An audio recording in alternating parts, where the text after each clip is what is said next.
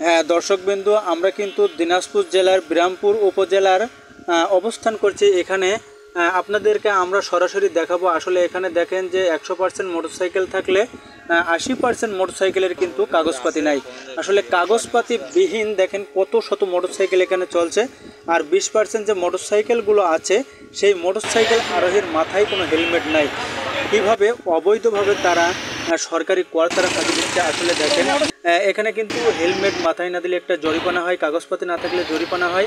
আসলে এখানে কোনো সার্জেন না থাকার কারণে, এখানে অভিযান না চালানোর কারণে এখানে কিন্তু তারা সরকারি কর ফাঁকি দিয়ে যাচ্ছে। আসলে দেখেন আমরা কিন্তু আপনাদেরকে বাজারটা পুরো ঘুরিয়ে ঘুরিয়ে দেখাবো। আসলে আপনারা দেখতে থাকুন যে কত মোটরসাইকেল চললে মানে অধিকাংশ মোটরসাইকেলের এখানে কাগজপাতি নাই, কাগজপাতি বিহীন।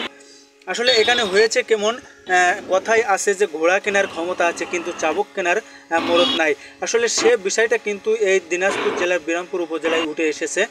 আসলে আমরা কিন্তু লক্ষ্য করতে পারছি, আপনারা দেখেন প্রত্যেকটা মোটরসাইকেলের পিছনে কিন্তু যেখান থেকে কিনেছে সেই জায়গায় লোগো মারা রয়েছে, সেই জায়গায় নাম্বার প্লেট মারা রয়েছে।